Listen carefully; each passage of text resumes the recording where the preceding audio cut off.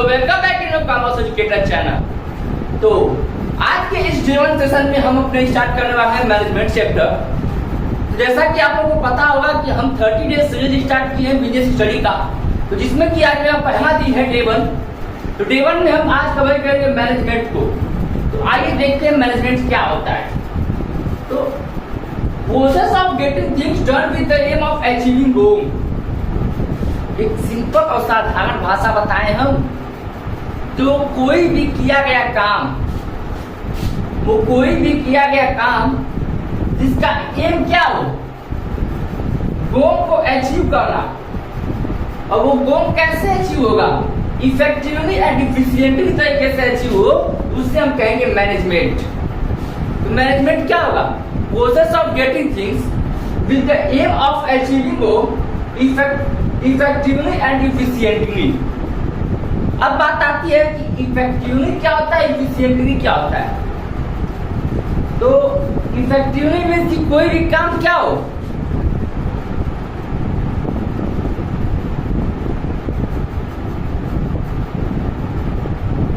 On time complete हो जाए।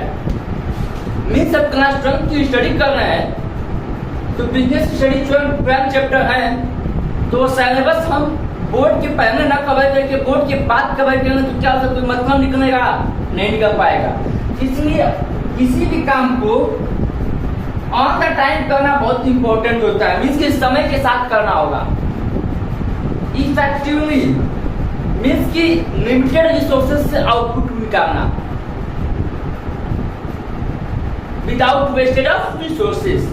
Means बिना रिसोर्सेज का नुकसान किए हम आउटपुट निकाल रहे हैं। मीन्स लिमिटेड रिसोर्सेज में, कम से कम रिसोर्सेज में हम किसी आउटपुट को निकाल रहे हैं, तो उससे हम कहेंगे efficiently.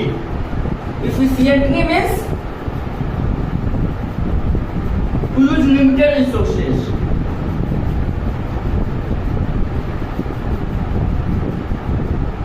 To use limited resources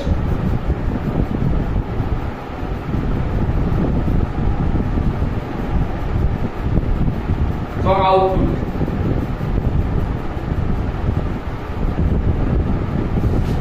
output जो हम कहेंगे उसमें हम क्या लिमिटेड रिसोर्सेज का यूज हो, तो उससे हम कहेंगे इफिशिएंटली। मीन्स जैसे कि मान लीजिए कि आपके घर में शादी पड़ा, आपके फूफा जी को पूरा मैनेजमेंट दे दिया गया, तो क्या फूफा जी मैनेजमेंट को संभाल पाएंगे? वो संभालेंगे तब जब वो पहले का मैनेजमेंट का उनका कुछ आइडिया होगा। अब आप बताइए कि आप फर्स्ट क्लास पढ़े नहीं, सेकंड पढ़े नहीं, थर्ड पढ़े नहीं, सीधा आपको 10th में दे दिया जाए, तो क्या आप पढ़ पाओगे? नहीं पढ़ पाओगे। क्यों नहीं पढ़ पाओगे? क्योंकि आपने सीढ़ी नहीं चढ़ा है, एकाएक जंप किया है। तो जंप करेंगे तो आप कुछ भी नहीं कर पाएंगे। इसलिए फूफा जी भी अगर मैनेजमेंट को संभाल रहे हैं, तो उसका मैनेजमेंट का पहले आइडिया लिए होंगे, और उस आइडिया के अकॉर्डिंग जब उनके पास आइडिया मैनेजमेंट का आ गया हो, मैनेजमेंट को कैसे करते हैं, तब वो कर पा रहे होंगे। तो आइए हम आगे बढ़ते हैं और देखते हैं importance of management. Importance of management, तो इंपॉर्टेंस ऑफ मैनेजमेंट का पहला पॉइंट देखते हैं, management help in achieving organisational goal. जैसा कि मैंने आपको पहले भी डिस्कस किया था और अभी डिस्कस कर रहे हैं कि मैनेजमेंट एक सबसे बड़ा रोल प्ले करता है किसी भी ऑर्गेनाइजेशन के गोल को अचीव करने में। मीन्स कोई भी ऑर्गेनाइजेशन का गोल हो, वो अचीव करने में मदद करता है मैनेजमेंट। ठीक, सेकेंड पॉइंट देखते हैं, management help in growth of organisation. Means management क्या करता है, ऑर्गेनाइजेशन के ग्रोथ होने में मदद करता है। मीन्स जब किसी चीज में मैनेजमेंट ही नहीं रहेगा, तो फिर वो बिना मैनेजमेंट का चलेगा, और जब उसमें कोई भी रूल रेगुलेशन रहेगा ही नहीं, किसी भी तरह का कोई भी मेंटेनेंस रहेगा ही नहीं, तो ग्रोथ कैसे करेगा कोई भी चीज। इसलिए मैनेजमेंट हेल्प करता है ग्रोथ ऑफ ऑर्गेनाइजेशन की। Management motivates employees. मीन्स जब मैनेजमेंट रहता है तो क्या करता है, एम्प्लॉइज को मोटिवेट करता है अपने काम को, उनको काम करने के लिए, और वो एम्प्लॉय से क्या करता है, वर्क कराता है। ठीक, तो मैनेजमेंट सारी चीजों को हैंडल करता है किसी भी बिजनेस में, ऑर्गेनाइजेशन में, और वो अगर मैनेजमेंट है तो ऑर्गेनाइजेशन परफॉर्म अच्छा कर सकता है, और अगर मैनेजमेंट नहीं है तो ऑर्गेनाइजेशन कितना चाह के भी वो अच्छा परफॉर्मेंस नहीं दिखा सकता है। उम्मीद करते हैं आपको इंपॉर्टेंस ऑफ मैनेजमेंट समझ में आया होगा। बढ़ते हैं अपने नेक्स्ट टॉपिक की तरफ। तो nature of management. Nature of management का पहला देखते हैं कॉन्टिन्यूअस प्रोसेस। मीन्स की जो कोऑर्डिनेशन है उसको हमें कंटिन्यू करना पड़ेगा। नेचर ऑफ मैनेजमेंट या जो nature of coordination of management होगा।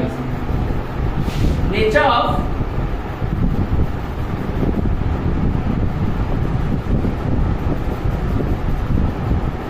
ऐड करना है भाई, थोड़ा सा मिस्टेक हो गया है। Nature of coordination of management, ठीक है।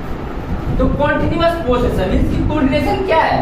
एक कॉन्टिन्यूअस प्रोसेसर मींस की लगातार करना पड़ता है, रोज करना पड़ता है, हर जगह करना पड़ता है, रिक्वायर्ड एवरीवेयर। कोऑर्डिनेशन क्या है?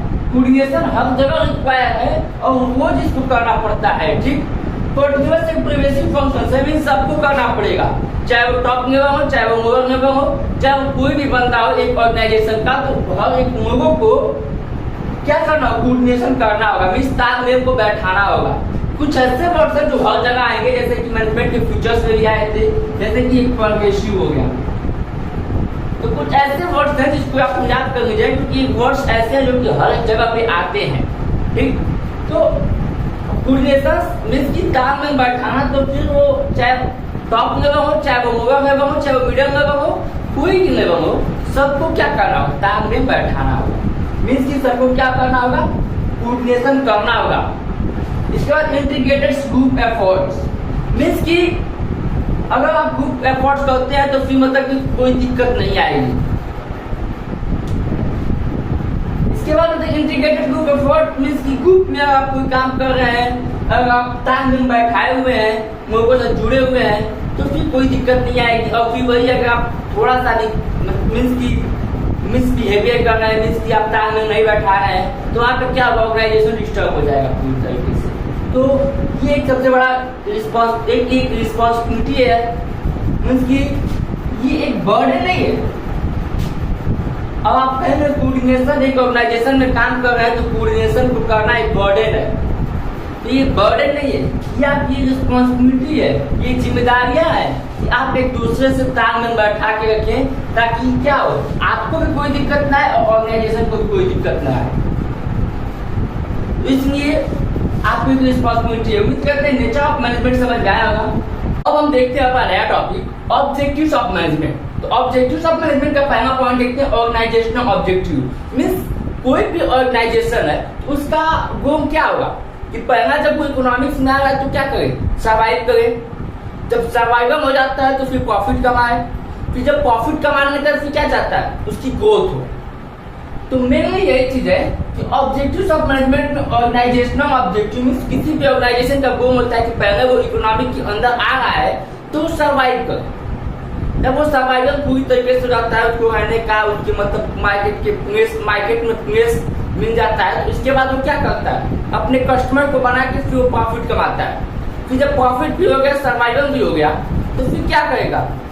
ग्रोथ करेगा, अपनी चीजों को बढ़ाएगा, ठीक। ये हो गया organisational objective. Personal objective means personal objective means ये हमारी और आपकी ऑब्जेक्टिव नहीं है, वो उन लोगों की ऑब्जेक्टिव है जो उस ऑर्गेनाइजेशन में काम कर रहे हैं। उन ऑर्गेनाइजेशन में उनका ऑब्जेक्टिव क्या हो सकते हैं?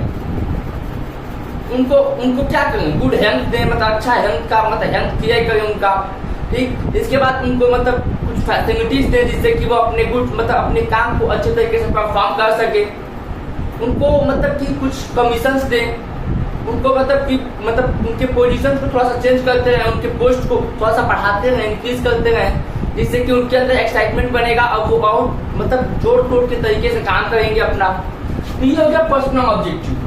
सोशल ऑब्जेक्टिव क्या होता है? मीन्स अपने समाज के हित, मीन्स अपने इकोनॉमिक के अंदर इकोनॉमिक का ऑब्जेक्टिव क्या हो सकता है? कि कोई भी इंडस्ट्री है तो प्रमोशन ना फैलाए, कोई भी मतलब कंपनी है तो कुछ मतलब गंदगी न करे आसपास में, लोगों को एम्प्लॉयमेंट प्रोवाइड करे, लोगों को एक मतलब रिजनेबल प्रोडक्ट दे, ठीक। और इसके बाद वो ऐसा प्रोडक्ट दे जिससे कि लोग परचेस करने में एवं हो। तो ये सारे हैं सोशल ऑब्जेक्टिव। उम्मीद करते हैं आपको ये तीनों ऑब्जेक्टिव समझ में आए होंगे। बढ़ते हैं अपने नेक्स्ट टॉपिक की तरफ। तो अब हम देखते हैं लेवल ऑफ मैनेजमेंट। तो लेवल ऑफ मैनेजमेंट में 3 प्रकार का आता है, टॉप लेवल, मिडिल लेवल और लोअर लेवल। देखिए एक कहा जाए मीन्स एक स्पून का एग्जांपल है कि आपको मैं इतना समझाना चाहता हूँ। जैसे कि एक मान लीजिए कि स्पून है, तो स्कूल को कौन खोलता है? मैनेजर खोलता है। तो मैनेजर मान लीजिए टॉप लेवल में आ गए, तो टॉप लेवल में मैनेजर जब आ गए तो मैनेजर ने क्या किया? उस स्कूल को खोल दिया। उस स्कूल को जब खोल दिया मैनेजर, तो अब मिडिल लेवल क्या करता है? मिडिल लेवल करता है कि उन दोनों को लिंक करता है, लोअर लेवल और टॉप लेवल को दोनों क्या करता है? लिंक करता है, बीच में का काम करता है। जैसे मान लीजिए कि लोअर लेवल को मान लीजिए कि इसको कुछ काम पड़ा, मीन्स अगर टीचर को कोई काम पड़ा तो टीचर डायरेक्ट मैनेजर के पास पहुंचे, तो बीच में इंचार्ज का क्या काम है? बीच में इंचार्ज का क्या काम है? नथिंग। इसलिए लेवल ऑफ मैनेजमेंट को डिवाइड किया गया है कि मीन्स कभी लोग सारे से कांटेक्ट नहीं कर सकते। हम मान लीजिए कि एक्सेप्शन केस में कोई अगर वैसी कंडीशन बन गई जिसमें कि मतलब अर्जेंट है, तो उसमें direct lower level top level पास जा सकता है। मीन्स एक स्टेप वाइज चलता है। जैसे कि अगर टॉप लेवल को कोई अगर लोअर लेवल पे कोई इंफॉर्मेशन को पहुंचाना होता है तो मिडिल लेवल से कहता है। मिडिल लेवल क्या करता है? लोअर लेवल के पास बताता है। लोअर लेवल में कौन कौन लोग आते हैं? जैसे कि मतलब जो वर्कर्स होते हैं, जो काम करते हैं, वो लोग किसमें आते हैं? लोअर लेवल में आते हैं। जैसे टीचर मान लीजिए स्कूल में पढ़ा रहे हैं, टीचर अगर स्कूल में पढ़ा रहे हैं तो वो लोअर लेवल में आएंगे। क्यों? क्योंकि वो अपने काम को परफॉर्म कर रहे हैं ना, काम कर रहे हैं वो तो ना। इंचार्ज क्या करता है? इंचार्ज सारी चीजों को हैंडल करता है। इस टीचर कैसे पढ़ा रहा है, क्या पढ़ा रहा है, कौन लोग किस क्लासेस में पढ़ा रहे हैं, तो इंचार्ज लोअर क्या कहता है? मैनेज करता है, टीचर को मैनेज करता है। इसलिए मान लीजिए लोअर लेवल मीन्स टीचर को कोई काम रहता है तो क्या करेगा? मिडिल लेवल के पास जाएगा, और मिडिल लेवल क्या करेंगे? टॉप लेवल के पास चले जाते हैं। तो टॉप लेवल के एग्जाम्पल में देख लीजिए, बोर्ड ऑफ डायरेक्टर आते हैं, चेयरमैन आते हैं, प्रेसिडेंट्स आते हैं। ठीक, इसमें क्या होता है? Purchase manager, finance manager, production manager, इसमें सुपरवाइजर आ गए, सेक्शन ऑफिसर्स आ गए, फोरमैन आ गए। तो उम्मीद करते हैं आपको टॉप लेवल, मिडिल लेवल और लोअर लेवल समझ में आया होगा। अब हम बढ़ते हैं अपने नेक्स्ट टॉपिक की तरफ। तो अब हम देखते हैं फंक्शंस ऑफ मैनेजमेंट। तो फंक्शंस ऑफ मैनेजमेंट 5 टाइप के होते हैं: planning, organising, staffing, directing, controlling. तो आइए एक एक करके समझते हैं। प्लानिंग क्या होता है? तो प्लानिंग मीन्स कि what to do, how to do and when to do.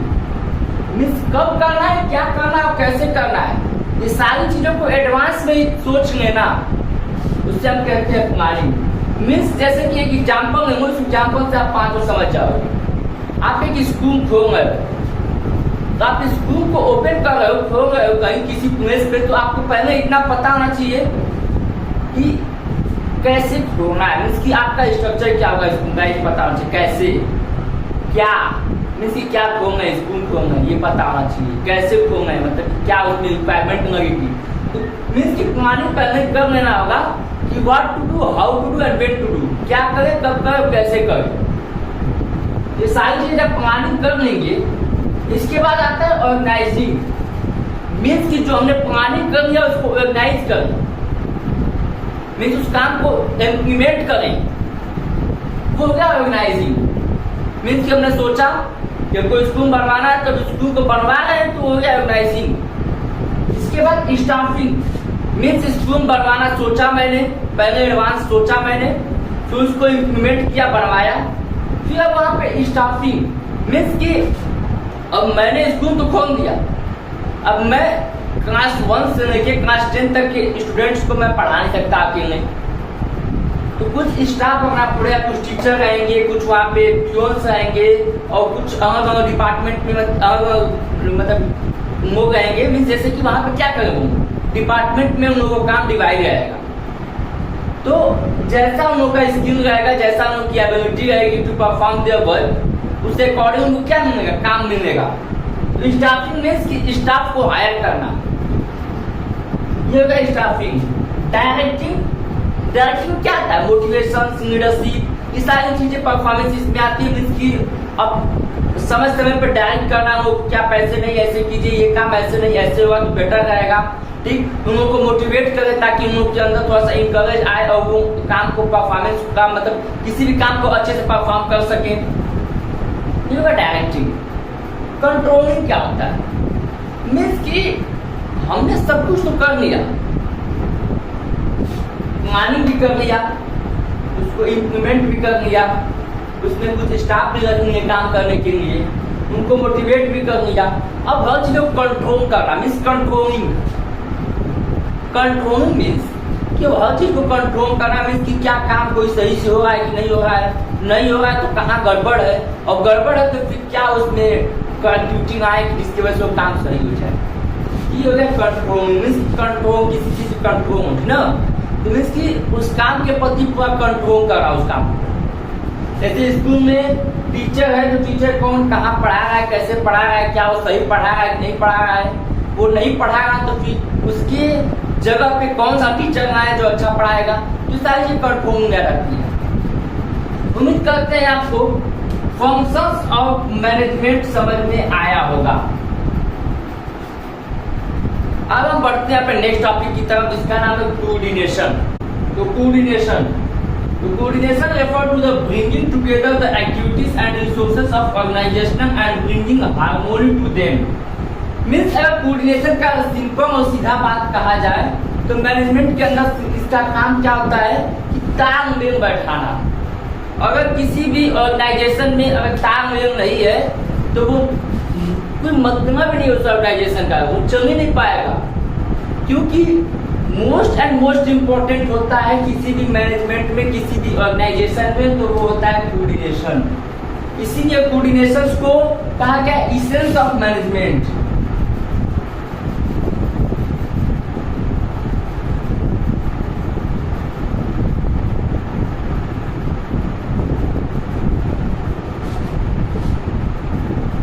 Essence of management.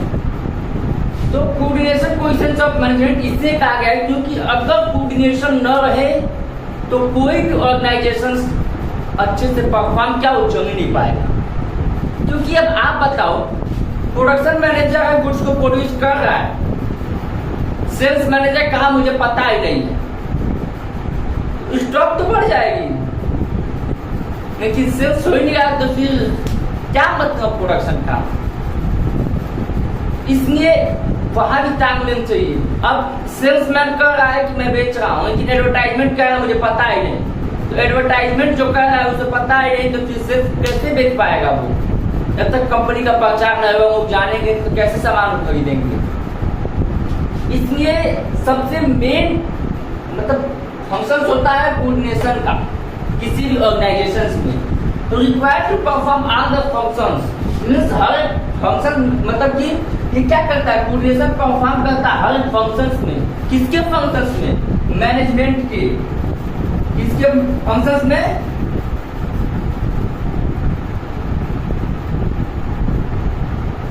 Required to perform all the functions of management means हर फंक्शंस ऑफ मैनेजमेंट में परफॉर्म करता है। ठीक, required at all the level means हर level में required है, top level हो चाहे लोअर लेवल हो चाहे मिडिल लेवल हो, कोई भी लेवल हो, इसमें रिक्वायर्ड क्या है? कोऑर्डिनेशन रिक्वायर्ड है। नेसेसरी फंक्शंस मींस बहुत महत्वपूर्ण फंक्शंस है मैनेजमेंट के लिए। अब इतना तो समझ लिए, अब आपको ये बताना चाहूँ कि क्यों जरूरी है कोऑर्डिनेशन,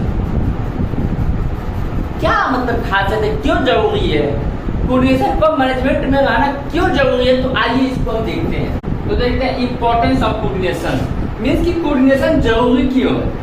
किसी भी ऑर्गेनाइजेशन से कोऑर्डिनेशन क्यों जरूरी है, तालमेल क्यों जरूरी है। तो देखिए साइज ऑफ ऑर्गेनाइजेशन मींस कि ऑर्गेनाइजेशन का साइज बहुत बड़ा होता है। तो अगर साइज बड़ा है और उसमें तालमेल न हो, एक दूसरे में आपस में तालमेल न बैठाए हो, तो फिर काम अच्छे से परफॉर्म नहीं कर पाएगा। जब काम अच्छे से परफॉर्म नहीं कर पाएगा तो फिर क्या होगा, ऑर्गेनाइजेशन अच्छे से परफॉर्म नहीं करेगा, ग्रोथ नहीं होगा, वो चल नहीं पाएगा। इसलिए जरूरी है कोऑर्डिनेशन। किसमें? साइज ऑफ ऑर्गेनाइजेशन मींस क्या ऑर्गेनाइजेशन बड़ा है तो उसमें ज्यादा कोऑर्डिनेशन लगेगा और छोटा है तो कम लगेगा। ठीक, स्पेशलाइजेशन मींस कि अलग स्पेशलिस्ट होते हैं। मींस आप एक चीज जान लीजिए कि अगर एक बुद्धिमान आदमी है तो वो 100 बेवकूफों से काम करा सकता है, लेकिन अगर वही 100 बुद्धिमान आदमी एक बुद्धिमान आदमी से काम नहीं करा पाएगा। क्योंकि कहते हैं ना, जब दोनों चीज बराबरी की हो तो क्या होता है, कोई नहीं जीतता है, कोई नहीं हारता है। तो चीजें वही होती है, वो भी बुद्धिमान, दोनों जब आपस में मरते हैं तो क्या होता है, कुछ उसका आउटपुट निकलता ही नहीं है।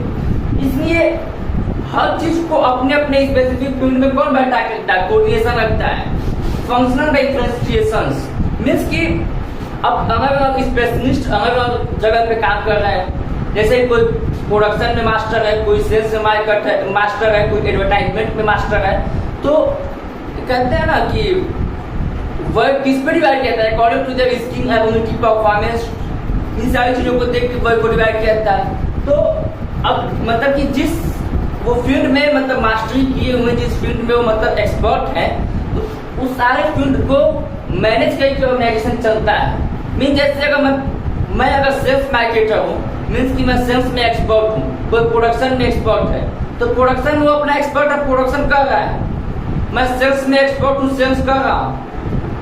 मीन्स हमारा कोऑर्डिनेशन जब नहीं बैठ रहा है तो प्रोडक्शन कर रहा है, मैं सेल्स कर ही नहीं रहा हूँ, तो प्रोडक्शन करके बेचारा क्या करेगा, नहीं कुछ कर पाएगा। और वो प्रोडक्शन करेगा नहीं, मैं सेल्स करूंगा किस चीज का। इसमें दोनों चीज का तालमेल बैठना होना चाहिए, ये भी बहुत जरूरत है। इसलिए ऑर्गेनाइजेशंस में क्या होगा, कोऑर्डिनेशन का बहुत ज्यादा इंपॉर्टेंस है। मीन्स कि एक दूसरे को कनेक्ट करता है कौन, कोऑर्डिनेशन। तो नेचर ऑफ मैनेजमेंट का पहला देखते हैं कॉन्टिन्यूअस प्रोसेस। मीन्स कि जो कोऑर्डिनेशन है उसको हमें कंटिन्यू करना पड़ेगा। नेचर ऑफ मैनेजमेंट या जो nature of coordination of management होगा, nature of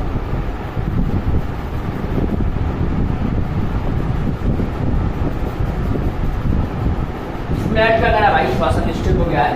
nature of coordination of management, ठीक। तो कॉन्टिन्यूअस प्रोसेस है, मीन्स कि कोऑर्डिनेशन क्या है, एक कॉन्टिन्यूअस प्रोसेस है, मीन्स कि लगातार करना पड़ता है, रोज करना पड़ता है, हर जगह करना पड़ता है, रिक्वायर्ड एवरीवेयर। कोऑर्डिनेशन क्या है, कोऑर्डिनेशन हर जगह रिक्वायर्ड है और रोज इसको करना पड़ता है, ठीक। कंटिन्यूअस एक प्रिवेसिव फंक्शन है, मीन्स सबको करना पड़ेगा, चाहे वो टॉप लेवल हो, चाहे वो लोअर लेवल हो, चाहे वो कोई भी बंदा हो एक ऑर्गेनाइजेशन का, तो हर एक लोगों को क्या करना होगा, कोऑर्डिनेशन करना होगा, मीन्स तालमेल को बैठाना होगा। कुछ ऐसे वर्ड्स हैं जो हर जगह आएंगे, जैसे कि मैनेजमेंट के फ्यूचर्स में भी आए थे, जैसे कि एक परवेशिव हो गया। तो कुछ ऐसे वर्ड्स हैं जिसको आप याद कर लीजिए, क्योंकि वर्ड्स ऐसे हैं जो कि हर एक जगह पे आते हैं, ठीक। तो कोऑर्डिनेशन मीन्स की तालमेल बैठाना, तो फिर वो चाहे टॉप लेवल हो, चाहे वो लोअर लेवल हो, चाहे वो मिडिल लेवल हो, कोई भी लेवल हो, सबको क्या करना होगा, तालमेल बैठाना होगा। मीन्स कि सबको क्या करना होगा, कोऑर्डिनेशन करना होगा।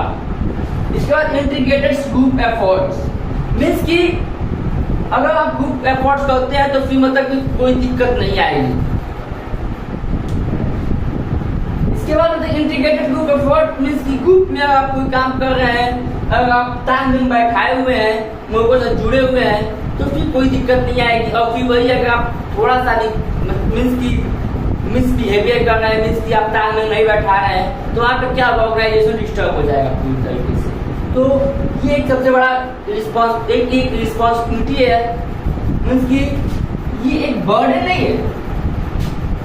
अब आप कहेंगे कोऑर्डिनेशन, एक ऑर्गेनाइजेशन में काम कर रहे हैं तो कोऑर्डिनेशन को करना एक बर्डन है, तो ये बर्डन नहीं है, ये आपकी रिस्पॉन्सिबिलिटी है, ये जिम्मेदारियां हैं कि आप एक दूसरे से तालमेल बैठा के रखें, ताकि क्या हो, आपको भी कोई दिक्कत ना आए और ऑर्गेनाइजेशन को भी कोई दिक्कत ना आए। इसलिए आपकी रिस्पॉन्सिबिलिटी है। उम्मीद करते हैं नेचर ऑफ मैनेजमेंट समझ आया होगा।